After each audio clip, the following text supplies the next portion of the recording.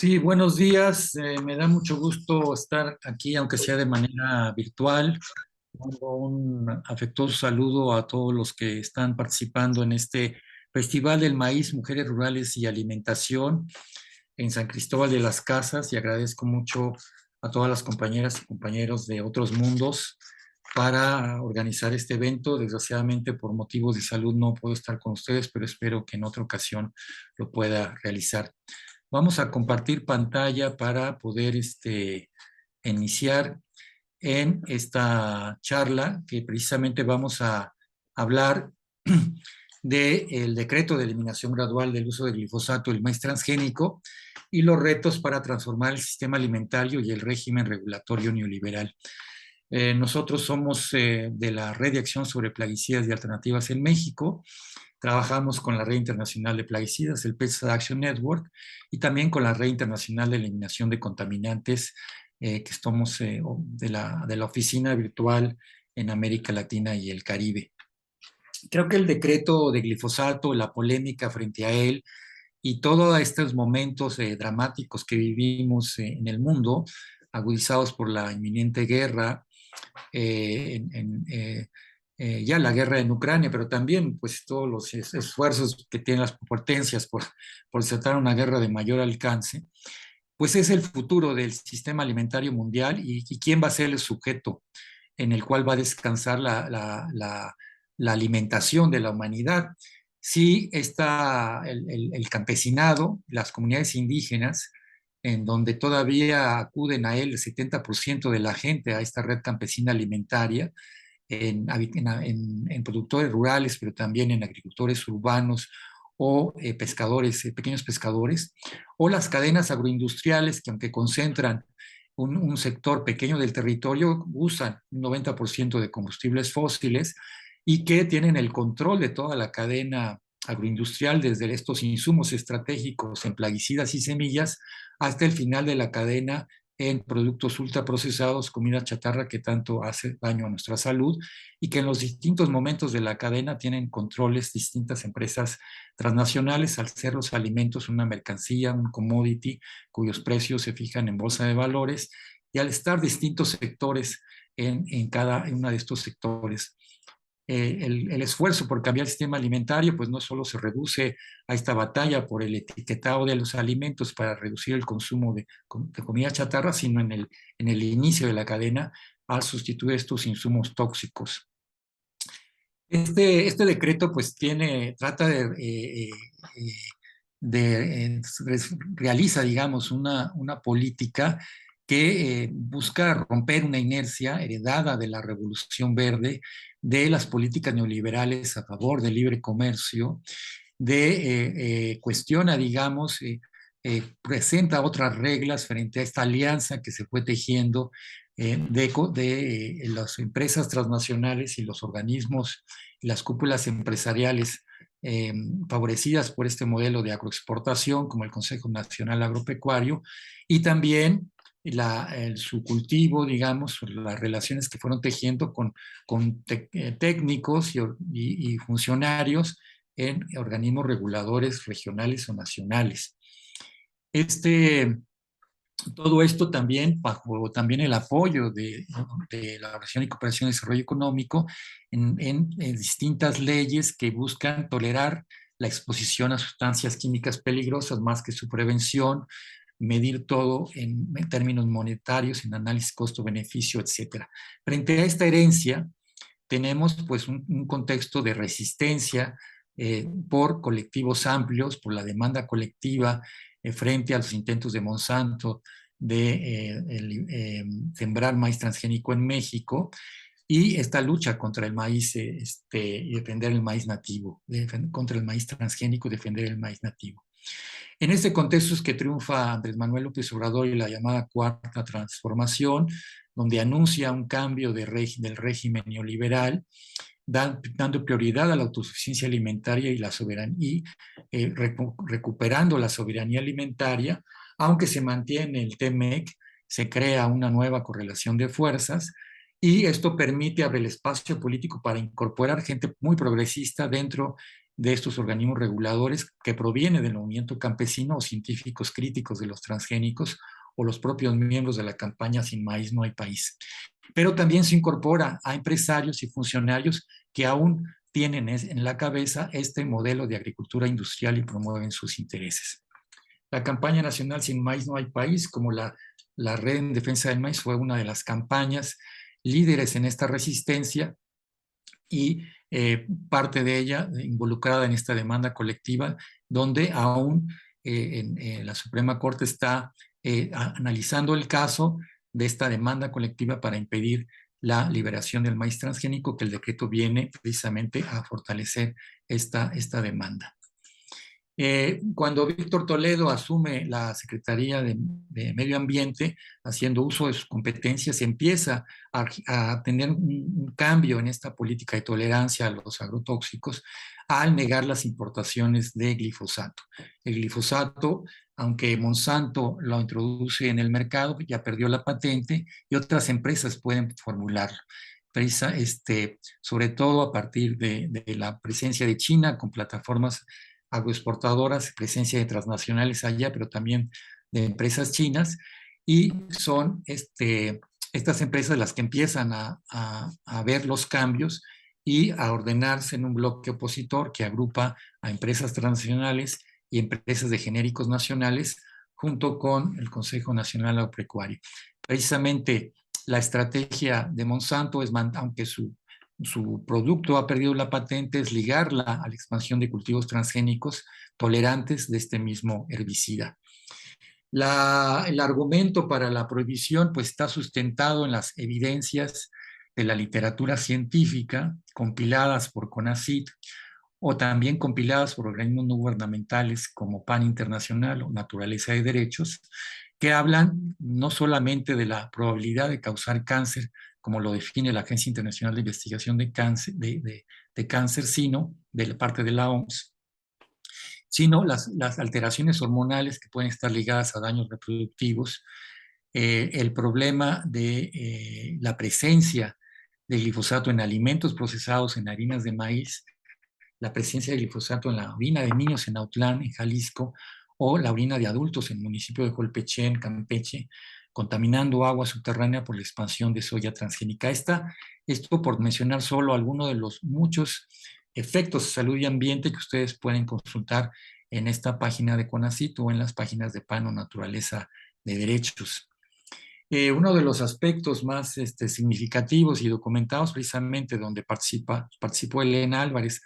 antes de ser directora de CONACYT, cuando estaba en la Unión de Científicos Comprometidos con la Sociedad, pues esa constatación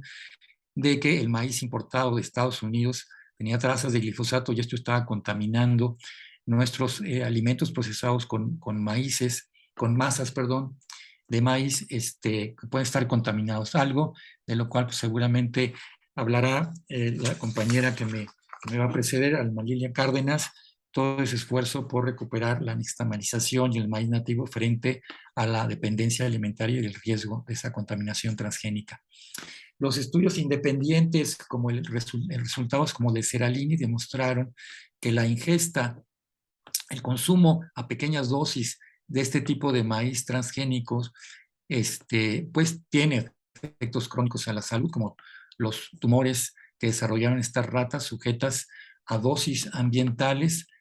por 2 años en un estudio crónico, a diferencia de los estudios a corto plazo por los que recibe la autorización.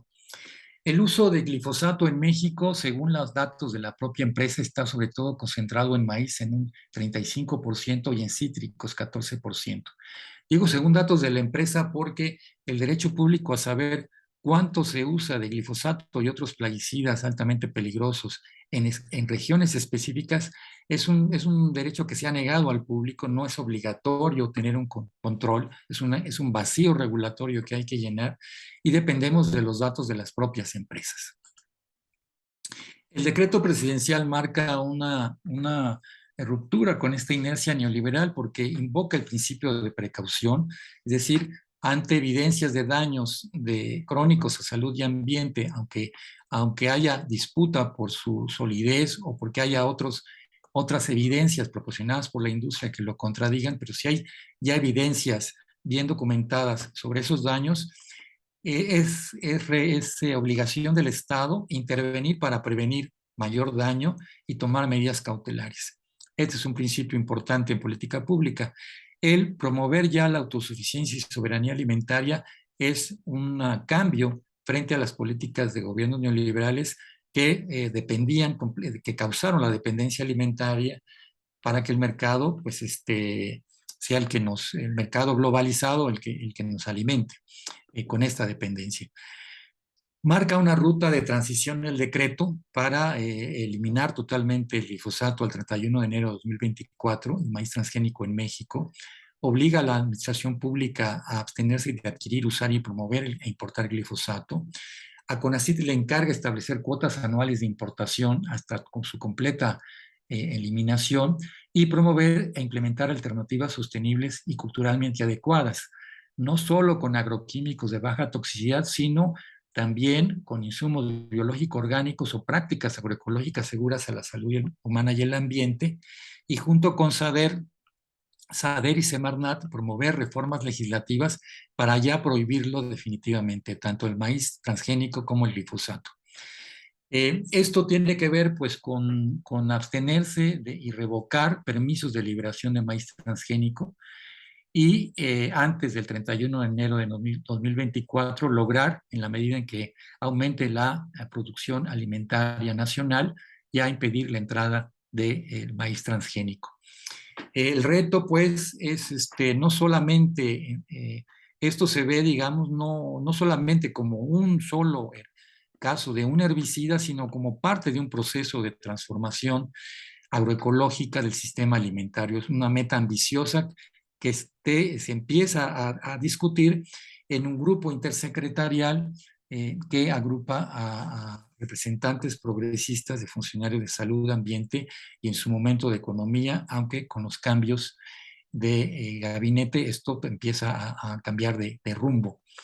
Es un decreto que crea la oposición, la judicialización. Hay en curso 43 juicios de nulidad, aunque la mayoría, según nos informaron, los ha ganado ya las autoridades federales, Semarnat. Hay, sin embargo, otros por resolverse, promovidos por empresas, tanto de las empresas genéricas, transnacionales y el Consejo Nacional Agropecuario. En el gobierno, entonces, tenemos un sector que promueve estos cambios, básicamente identificado, pues, Víctor Toledo, que tuvo que renunciar por problemas de salud, pero también por las presiones muy fuertes y amenazas del sector, del bloque opositor. Pero sigue manteniéndose, a pesar de este cambio, con la maestra Albores, esta política. Eh, CONACYT, por supuesto, la Secretaría del Bienestar, a cargo de Víctor Suárez y del Programa de Autosuficiencia Alimentaria, y COFEPRIS. Todo esto en este grupo de GISAMAC. Y en el bloque opositor, pues tenemos a los empresarios, con los agroexportadores, PROCIT, UNFAC, Consejo Nacional Agropecuario, pero también el titular de SADER y SENACICA, pues desde el inicio no, demostraron que no estaban convencidos de la necesidad del glifosato. Ellos apoyaban la idea que promovía un sector de discutir 4 años si el glifosato era seguro o no. Ese fue el intento que se buscó en este decreto y casi lo logran. Y en su momento, pues el anterior consejero jurídico de la presidencia, Julio Scherer, formó parte de este grupo, ¿no? Tenemos pues también un gobierno entonces con esta contradicción, un titular que pues toda su vida tiene libros firmados, prólogos firmados por Borlaug, que ha pensado que los transgénicos son lo mejor, por eso no tiene empacho, digamos, en que México se sume a estas iniciativas por el clima, lideradas por Monsanto, por Syngenta, por Bill Gates, con una visión de la modernización de la agricultura, pero sin romper la dependencia transnacional frente a los esfuerzos de distintos programas del gobierno que buscan estos cambios, ¿no? Víctor, en esta gráfica que tomé de Víctor Toledo está el programa Sembrando Vida, Agricultura para el Bienestar, universidades interculturales, Escuelas para el Bienestar de la SEP, este grupo de GISAMAC, lo que hace la Semarnat y pues algunos proyectos frustrados de FAO Semarnat por los cambios del delegado representante de FAO en México, también gracias a las presiones de titular actual de SADER, cuando había un compromiso muy fuerte del compañero de Brasil en ese entonces frente a estos proyectos de agroecología. En este sector pues están los proyectos de apoyo del CONACYT. El CONACYT está haciendo un gran esfuerzo, a veces no tan conocido por el bloqueo informático. En la plática que dio la doctora Elena Álvarez hace un par de días, nos explicaba todo este esfuerzo por desarrollar bioherbicidas, por la cantidad de proyectos que está apoyando para planes de manejo de cultivos sin agrotóxicos en los cultivos puntales de uso de glifosato en cítricos, por ejemplo, pero también en maíz.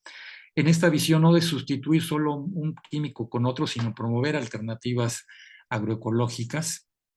Se nos habló, estos están documentadas en 22 experiencias exitosas en estas gacetas de manejo integral de arbences, y se nos habló también de bioinsumos con base en extractos botánicos y extractos naturales en alianza con otras universidades. Frente a esto, pues están las presiones de estas empresas de agroquímicos, de agrotóxicos, apoyadas por el gobierno de Estados Unidos, secretario de Agricultura, Tom Vilsack ha declarado recientemente pues, que está preocupado por esta posibilidad de que México ya no importe maíz transgénico, y que sigue hablando con las autoridades para ver si esto no tiene consecuencias con el TEMEC. Hay otras interpretaciones que dicen que, bueno, que hay ciertas cláusulas que México podría usar para defender su soberanía.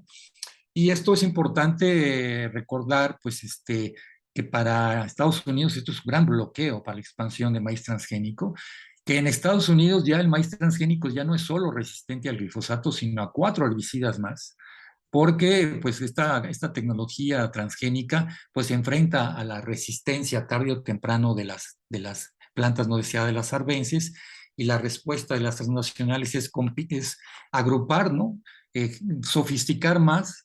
en estas semillas que no son solamente ya tolerantes al glifosato, sino a otros herbicidas que ya de por sí tienen problemas a la salud y al ambiente. Hay que recordar que el glifosato pues es parte importante todavía de casi la tercera parte de las ventas del conjunto de las empresas que agrupa CropLife, que son las transnacionales que tienen el control de las semillas y los plaguicidas, donde Bayer, propiedad ahora de Monsanto, también ocupa una tercera parte de sus ventas con plaguicidas altamente peligrosos, glifosato en primer lugar. Y cuando hablamos de plaguicidas altamente peligrosos, hablamos de que no solo la posibilidad de provocar cáncer como glifosato, sino también una toxicidad alta, la muerte, en algunos casos de toxicidad aguda alta, los de etiqueta roja, pero también efectos crónicos que no son incluidos en las etiquetas, como efectos daños reproductivos, alteraciones hormonales o problemas ambientales fuertes a los organismos acuáticos o dañinos a las abejas, según los criterios de definición que propone la FAO, la OMS o la Red Internacional de Plaguicidas. La regulación neoliberal pues, nos dejó un régimen regulatorio que puso el acento en simplificar la entrada al mercado de los plaguicidas, simplificar la burocracia del registro con una ventanilla única a cargo de la Secretaría de Salud a través de la Comisión Federal de Protección de Riesgos Sanitarios, con tiempos muy acotados de revisión y opinión técnica por parte de Semarnat, por parte de Zagarpa, pero dependiendo de la información protegida bajo secreto comercial de confidencialidad, no lo puede dar, no lo puede abrir al público. De la información depende de la información proporcionada por las propias empresas, con tiempos muy acotados de revisión, donde la opinión técnica se convierte de facto en un checklist y sin tener precisamente la obligación de fortalecer datos independientes resultado de sistemas de vigilancia sanitaria o sistemas de vigilancia de residuos en alimentos que son muy deficientes o que en el caso de los residuos privilegiaron la agroexportación y no los alimentos que consumimos los mexicanos. Hasta 2005 los permisos eran a la eternidad, no tenían límite, no, fecha límite de vigencia, y después se renuevan cada 5 años, pero no hay la obligación de la reevaluación toxicológica, de incorporar las evidencias científicas resultado de la investigación internacional o de la investigación mexicana. Y esto, pues, en relación con las condiciones de uso, es un control casi nulo. Tenemos que el glifosato, pues solamente la punta del iceberg de este grave problema de plaguicidas altamente peligrosos, más de 183 ingredientes activos que tienen una de estas características que mencioné de plaguicidas altamente peligrosos, probable carcinógenos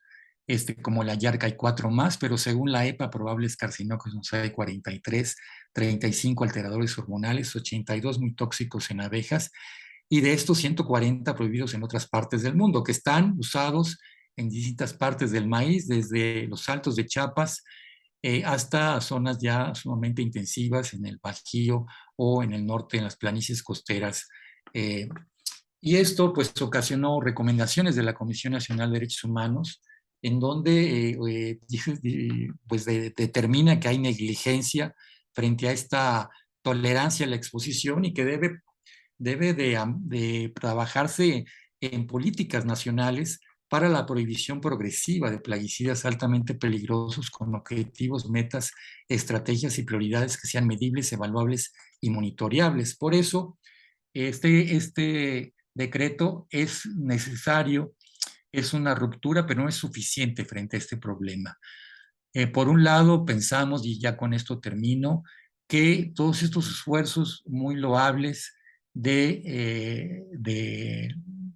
programa para asegurar la autosuficiencia alimentaria, que está, por ejemplo,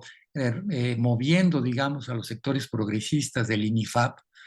que ahora ya está promoviendo incluso biofertilizantes y que pudo recuperar a una generación que estaba ahí este, eh, latente, digamos, que se formaron también en agroecología, en acuerdos de cooperación con el programa para el bienestar, para capacitar, dando un refuerzo científico a este sector agroecológico. Pero estos programas, mi pregunta es, bueno, ¿cómo realmente se articulan y coordinan desde los territorios locales, ¿no? Parecería que cada programa tiene pues sus propias modalidades de vigilancia, de control, pero la pregunta es, bueno, ¿y en el territorio realmente se coordinan, logran fortalecer las organizaciones sociales que son finalmente las que pueden dar continuidad apropiándose de ese conocimiento con el cambio de régimen o no? Eh, hay el compromiso de introducir reformas legislativas el año que entra. Esta es la oportunidad para que no solamente ya se elimine completamente el maíz transgénico y el glifosato, sino también se establezcan criterios para la eliminación de plaguicidas altamente peligrosos. Y aquí habría que revisar las reglas de juego neoliberales que obligan al Estado a cualquier introducción con una norma oficial mexicana tratar de lograr el consenso, a tomar en cuenta la opinión de los afectados. Y esto pues crea problemas, lograr consenso con empresas que están jugando a la mala también, sobre todo las empresas muy poderosas para mantener sus privilegios. Entonces, aquí dónde va a incorporarse o no el principio precautorio y la defensa de nuestro derecho a la salud y medio ambiente sano como eje rector en esas reglas del juego, o se van a mantener las reglas del juego anteriores. Reconocer y territorializar el derecho a saber el volumen y tipo de agrotóxico es algo que debemos defender también a nivel local. Ver si las juntas locales de sanidad vegetal son espacios de recuperación, si las asambleas a nivel local, a nivel municipal, porque lo que use el vecino va a afectar la salud de él y la mía, va a poder afectar bienes comunes, puede afectar el agua, puede afectar los polinizadores. Entonces, el uso de plaguicidas debe de discutirse públicamente porque sus efectos nos afectan a todos. y poder articular esfuerzos con estos esfuerzos locales para la autosuficiencia y la soberanía alimentaria e impedir que el principio precautorio se subordine a análisis de riesgo, como hay una definición pendiente de aprobación en el Senado que pudo colarse en cambios a la Ley General de Equilibrio Ecológico y Protección al Ambiente. No tenemos tiempo para profundizar en ello, pero podemos hablar de esto en otra ocasión. Entonces, para terminar, pues producir alimentos sanos, libres de agrotóxicos y transgénicos, nos parece que es una tarea prioritaria para construir desde abajo la soberanía alimentaria y también frente a los problemas de enfermedades y virus que se nos vienen, alimentos, apoyar en compras locales los esfuerzos de los productores en la transición agroecológica, reforzar lazos y redes de cooperación y ayuda mutua en la producción y consumo, algo que sabemos está también impulsando fuertemente Pies Ágiles con ACID, y tener un ojo crítico frente a las campañas de manipulación y desinformación que están presentes enormemente a través de las redes sociales, de los medios de comunicación. Los medios de comunicación no son medios neutrales, son un actor político importantísimo. Hay que tener un ojo crítico para no caer presa de esa manipulación, reproducir noticias falsas y tener nuestro propio criterio con base en nuestra propia experiencia y análisis de la realidad, e incidir en los espacios municipales y estatales. En nuestra página web van a poder encontrar pues, muchas referencias de todo lo que hemos dicho, y pues agradecemos mucho la presencia, aunque sea virtual, en este Festival de Maíz, Mujeres Rurales y Alimentación, y ojalá que les envío un cordial saludo a las compañeras Almalili Cárdenas y Teresita Santiago Vera, esperando que en otra ocasión podamos dialogar directamente. Muchas gracias.